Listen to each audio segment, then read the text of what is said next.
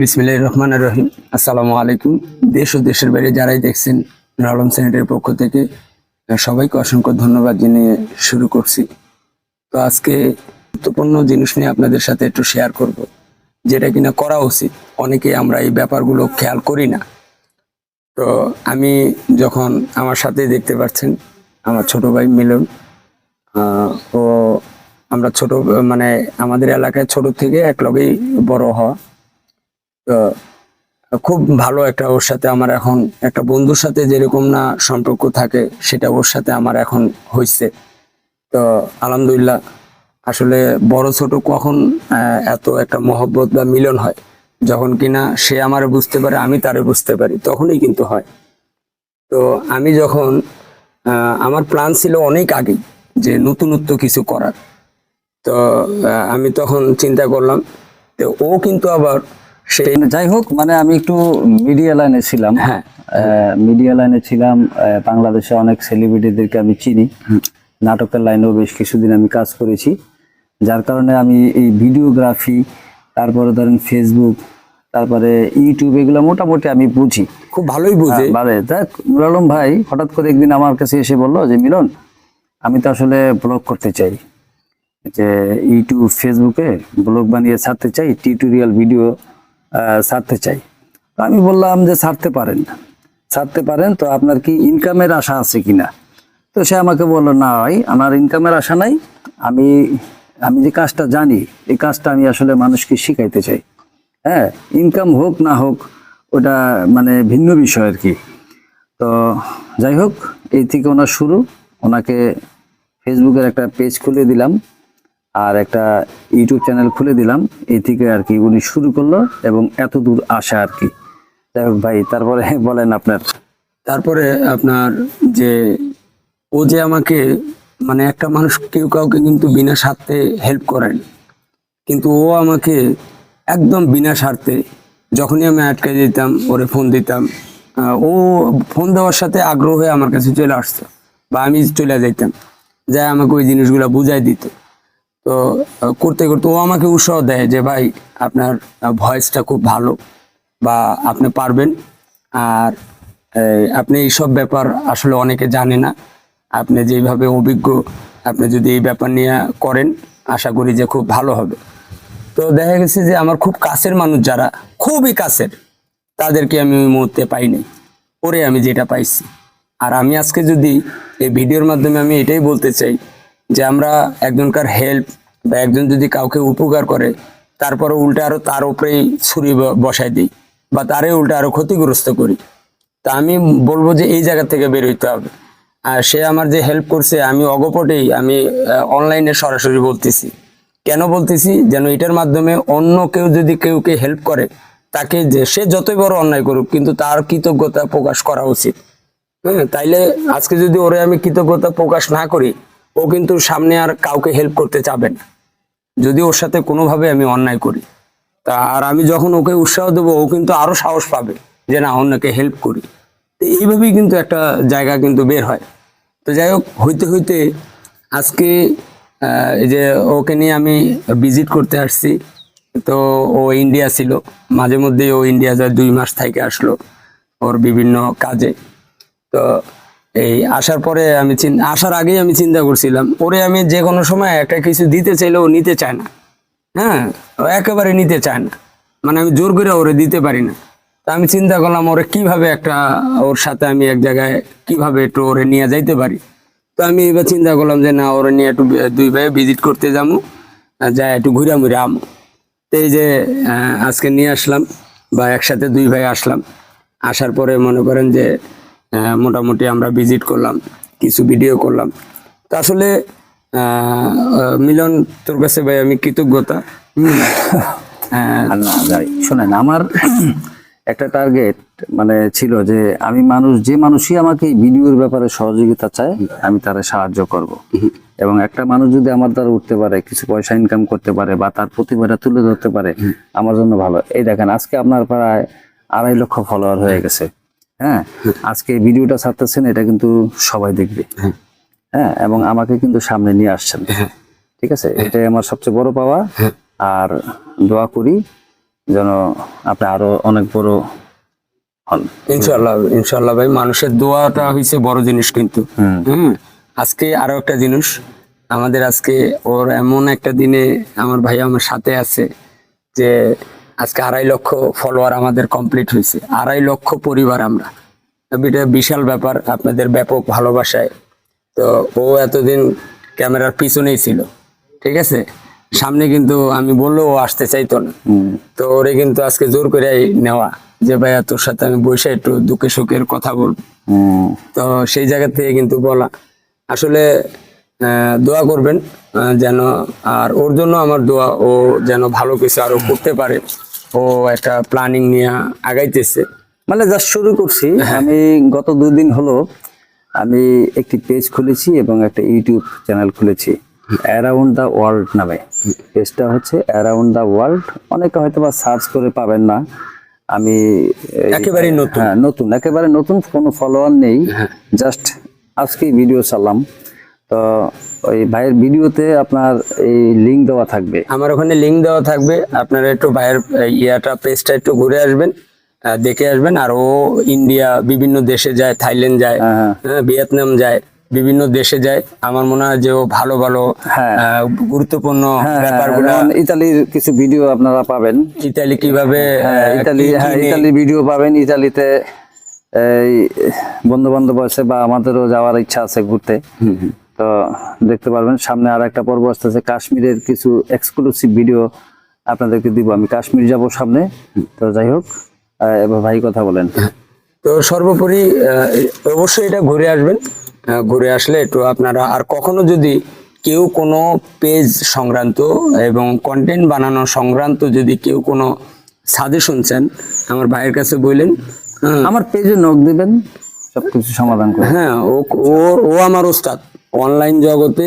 এই যে এডিটিং, আপনার মোবাইলের কিভাবে ভিডিও করতে হয়, কিভাবে না করতে হয়, সব কিছু আমার হাতে ধরে শিখাইছে। মানে এমন শিখাইছে, এখন আমি ওর থেকে ভালো পারি। আমি ভালো পারি, কারণ আসলে আমার এই ব্লগিং চ্যানেল করার আসলে সময় নেই, যার কারণে এখন আমি চিন্তা ভাবনা করলাম যে আসলে সবাই ফেমাস হচ্ছে, সবাই করছে, আমি তো সবই জানি, আমার সব সেট আপ আছে, আমার ক্যামেরা, ড্রোন সবকিছু আছে, কিন্তু আসলে আমি কাজে লাগাই না। তো যাই হোক, এখন আমি শুরু করেছি, আল্লাহর রহমতে ভালো ভালো ভিডিও দেওয়ার চেষ্টা করব। আর ভুল ভ্রান্তি হতেই পারে, নতুন অবস্থায় কথাবার্তা বলতে গেলে একটু বাঁচতে পারে, সমস্যা হতে পারে, এগুলো ক্ষমা সুন্দর দৃষ্টিতে দেখবেন। আচ্ছা, আর হইতেছে আপনার আর একটা জিনিস, যে আজকে ও যখন আমার সাথে আসছে, আসার পরে যে আমার যে কতটা ব্যস্ততা, আমি যে ফোনগুলো রিসিভ করি, এরকম ভাবে কেউ কিন্তু রিসিভ করবে না। না না না, আপনার তো প্রচুর ফোন আসে, আপনার ঘন্টা অন্তত 20-30টা ফোন আসে, মিনিটে মিনিটে ফোন আসে। এখন কিন্তু ফোন অলরেডি সাইলেন্ট করা, যার কারণে ভিডিও করছি তো। হ্যাঁ, তো দেখা গেছে যে একটার পর একটা ফোন আসে। আর এখানে চাঁদপুরে এসে দেখলাম যে আমি নিজেও জানি না যে আমার কতজন আমাকে চিনে বা ভালোবাসে। অনেকে অনেক দূরের থেকে আইসা আমাদেরকে সেই চাঁদপুর থেকে রিসিভ করে নিয়ে আসছে। এটা ব্যাপক ভালোবাসা, এটা একদিনে হয় না। আসলে প্রতিটা মানুষের একটা পিছনে কিন্তু কারিগর থাকে। হ্যাঁ, একটা মানুষের এক আছে টাকা পয়সা দিবেন, আর এক আছে যে মাথার উপরে জাস্ট হাতটা রাখবেন। এখন টাকাটা বড় না, মাথার উপরে হাতটা রাখা বড়? মাথার উপরে কিন্তু হাতটা রাখাটাই বড়। কেননা মাথার উপরে যখন হাত রাখছেন, মানে আপনার যে কোনো প্রবলেমে তাকে নক করলে কিন্তু সে দৌড় দিয়ে আসতেছে। আর টাকা দিলে সে বলবে যে টাকা দিছি, হয় কি করে করুক। কথা বুঝছেন? টাকায় কিন্তু আসলে সবকিছু হয় না। তো ও আমার সাথে মানে যেভাবে করছে, আমি বলবো যে একটা মানুষকে বিনা স্বার্থে উপকার এই জগতে কেউ করতে চায় না। আমার প্ল্যানিংয়ে ছিল যে বাড়িওয়ালাদের যেন কাজটা, অনেক কষ্ট করে প্রবাসী ভাইরা, আমার অনেকের সাথে কথা হয়, হ্যাঁ, অনেক প্রবাসী ভাইরা অনেক কষ্টের কথা বলে যে ভাই অনেক কষ্ট করে আমরা ইনকাম করে নিয়ে আসি, কি আবল তাবল কাজ করে আমার বিল্ডিংটা নষ্ট করে ফেলে। হ্যাঁ, যেমন গতকাল আমরা চাঁদপুর যে গেলাম, চাঁদপুরে যে বিল্ডিংটা কাজ করছে, পুরো 5তলা বাড়িতে ভুল কাজ করছে। হ্যাঁ, ভুল কাজ করার কারণে আমরা সারা জীবন ওই বাড়িওয়ালাকে ভুগতে হবে, এবং ভাড়াটিয়ারা সারা জীবন গালি দিবে। হ্যাঁ, কারণ এমন একটা সিস্টেমে বাথরুম করছে যেখানে বসার সিস্টেম নেই। না, উল্টাপাল্টা কাজ করছে আর কি। ওখানে ওই প্রবাসী ভাই বিদেশে থাকে, আর এখানে একজনের দায়িত্ব দিছে, সে মনে করতেছে যে সে মানে অনেক কিছু বুঝে, কিন্তু আসলে টোটালটাই ভুল। তো এই যে আমার লক্ষ্যটা ছিল, আমার চিন্তা চেতনা সবকিছুই ছিল সৎ এবং সহি নিয়ত, যে আমি মানুষের হেল্পে যেন আসি। কি মিলন? তা আল্লাহ কিন্তু দেখেন, আপনি যেরকম চিন্তা করবেন, যেরকম মন মানসিকতা রাখবেন, আল্লাহ কিন্তু ওইটাই দিবে। তা আমি ভালো চিন্তা রাখছি, আজকে আপনাদের 2.5 লক্ষ লোকের ভালোবাসা পাই। 2.5 লক্ষ ভালোবাসা। আবার এর বাইরে তো আছে, ইউটিউবেও আছে প্রায় 1.5 লাখ, ইউটিউবে প্রায় 1,35,000-এর মতো সাবস্ক্রাইবার মানে আছে। প্রায় 4 লাখের মতো টোটাল দর্শক আছে আর কি। এবারে যে দুই মানে সাইট মিলিয়ে টিকটকে আবার টিকটকে আছে 5 লাখ, 5 লাখ। 5 লক্ষ।